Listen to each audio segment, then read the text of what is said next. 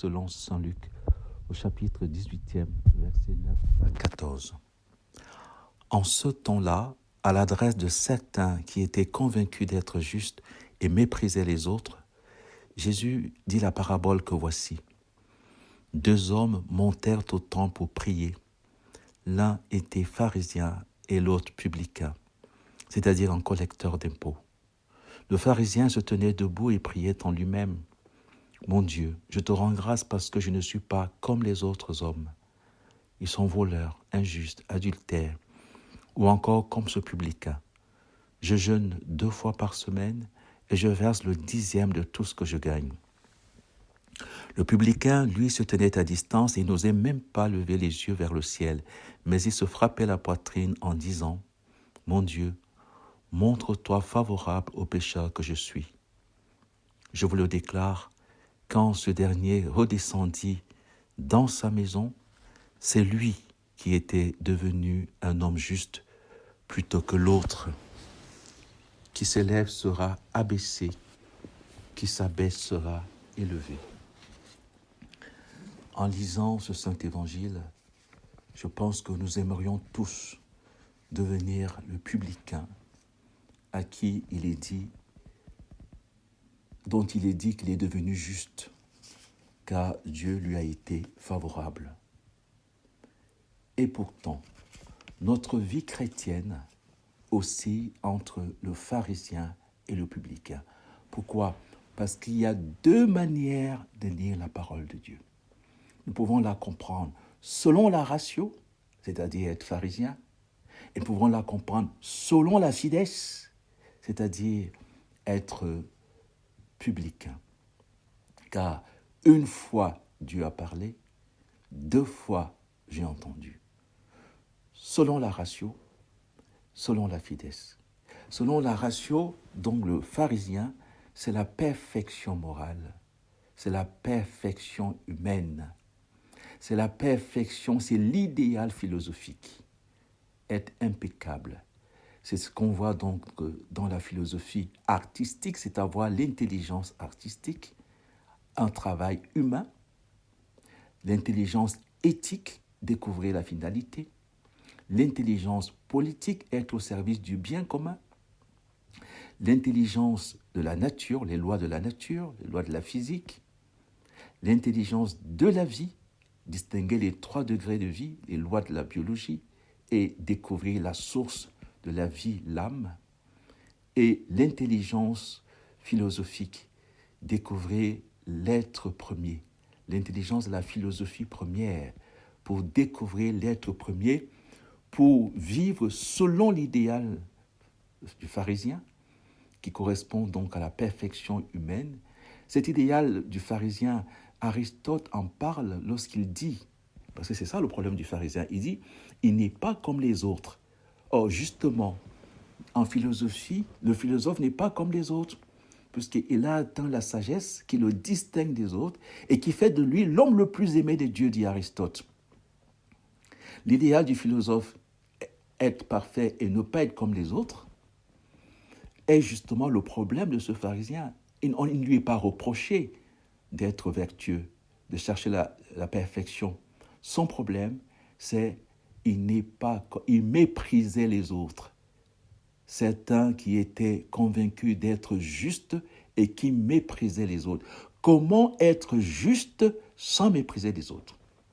Et pour cela, donc, il y a une 2e lecture, selon la fides, et qui exige que nous puissions distinguer l'idéal et la philosophie, la philia et la sophia, être impeccable, fuir le péché avec horreur, éloignez-vous du mal, faites le bien. Mais faire le bien ne suffit pas justement, parce que Dieu nous prépare quelque chose de plus. Le pharisien est humain, parfaitement humain. Imaginez-vous, c'est pour ça que l'idéal de cet évangile, c'est que nous devons être à la fois de bons pharisiens et de bons publicains. Le bon pharisien, celui qui ne vole pas, qui ne tue pas, qui ne ment pas, qui n'est pas injuste, qui n'est pas adultère. Imaginez-vous un monde de pharisiens, un monde sans guerre, un monde sans justice, sans injustice, un monde finalement de paix, un monde humain. Mais le monde humain ne suffit pas. Il faut bien comprendre la subtilité de cet évangile que Aristote avait déjà vu en philosophie. N'écoutez pas ceux qui vous conseillent, parce que vous êtes des humains, de vous contenter des choses humaines, de l'idéal humain qui est la philosophie, être impeccable, être moralement correct. Il ne faut pas écouter ceux qui vous conseillent de vous limiter aux choses mortelles parce que vous êtes des mortels. Nous devons tout faire pour nous élever et vivre selon la partie la plus humaine qu'il y a en nous, à savoir l'intellect. Et la perfection de l'intellect, c'est la perfection du pharisien. C'est la perfection des 10 commandements. Il y a donc un saut qualitatif à faire dans cet évangile pour être un bon pharisien pour une société humaine. N'oubliez pas, c'est l'idéal de la croix. Le côté horizontal, le pharisaïsme, mais il y a le côté vertical de la foi qui nous rend juste, de la foi qui nous ajuste à Dieu. N'oubliez pas, c'est lui qui était devenu un homme juste, un homme ajusté à Dieu. Donc, il faut faire le passage de l'idéal philosophique à l'idéal de la foi.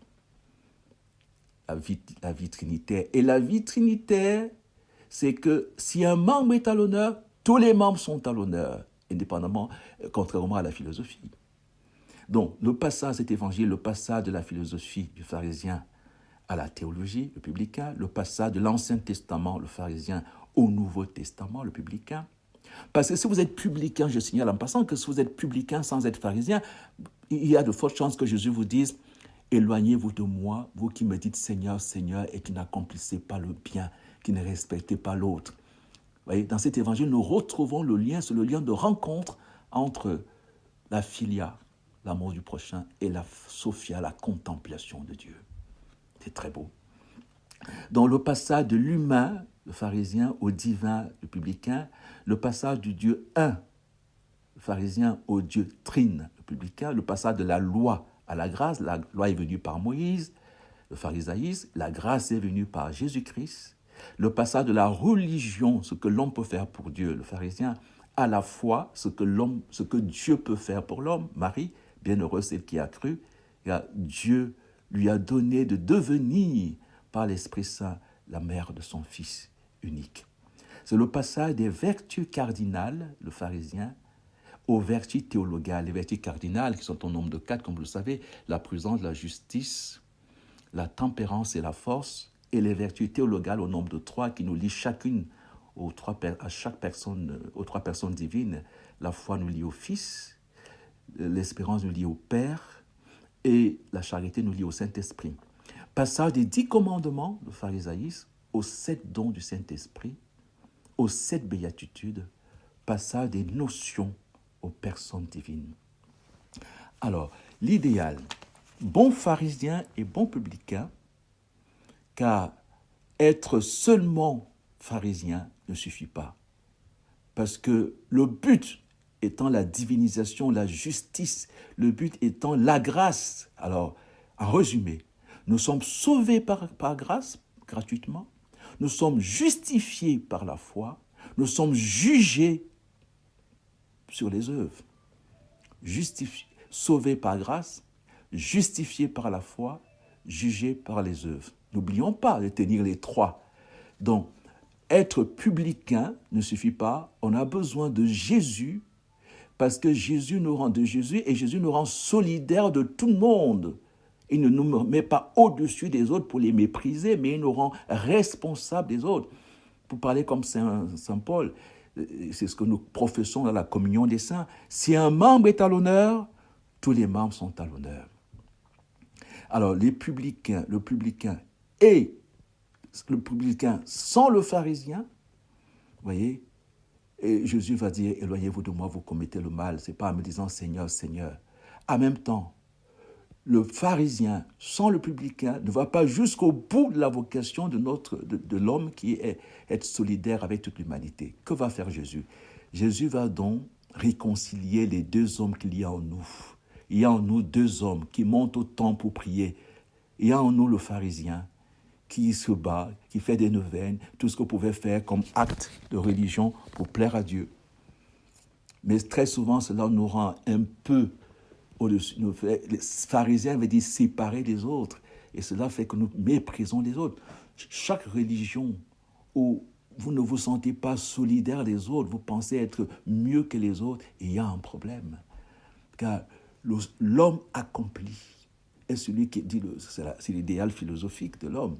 Le vivant parfait est celui qui est capable d'engendrer, qui est solidaire des autres, qui s'améliore pour attirer les autres vers le haut, à la manière des vases communicants. Ce que vous avez de bien et de grand en vous est pour le service de toute l'humanité. Alors, il faut être à la fois donc bon pharisien, sans péché, et bon publicain, et Jésus est dans les deux. Il est sans péché.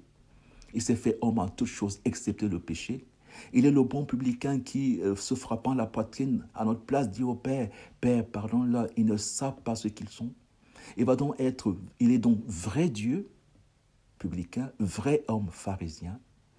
Il est donc l'homme juste par excellence. C'est ce qui est dit de Jésus à la croix alors qu'il est mort. Et le passant confesse sa foi en disant « Vraiment, cet homme était juste.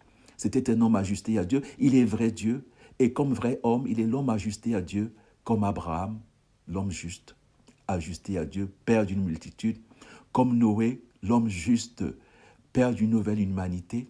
Comme Zacharie, père juste de tous ceux qui vont être croyants en recevant celui qui vient sauver, dont le Fils est le précurseur. Il est comme Joseph d'Arimathie, l'homme juste, qui va recevoir le corps du Christ comme étant précurseur de notre communion à l'Eucharistie. Comme Jésus, fils de Joseph, n'oubliez pas, Joseph, le père de Jésus, homme juste, qui nous entraîne à la foi véritable en celui qui est son Fils et le Fils de Dieu, et qui nous rappelle que nous avons pour vocation de participer à la paternité de Dieu. Cet évangile est très beau, car c'est la révélation de Jésus, vrai Dieu, vrai homme, vrai pharisien, l'homme sans péché, mais qui ne méprise pas les autres, et qui s'est fait l'un de nous, qui n'a pas eu honte d'être appelé notre frère, et le publicain qui intercède pour nous auprès du Père. Père, pardonne-leur, car ils ne savent pas ce qu'ils font, et qui veut nous rendre justes par sa seule grâce, par son corps et son sang, en nous donnant tout ce qu'il a reçu du Père pour nous ajuster au Père.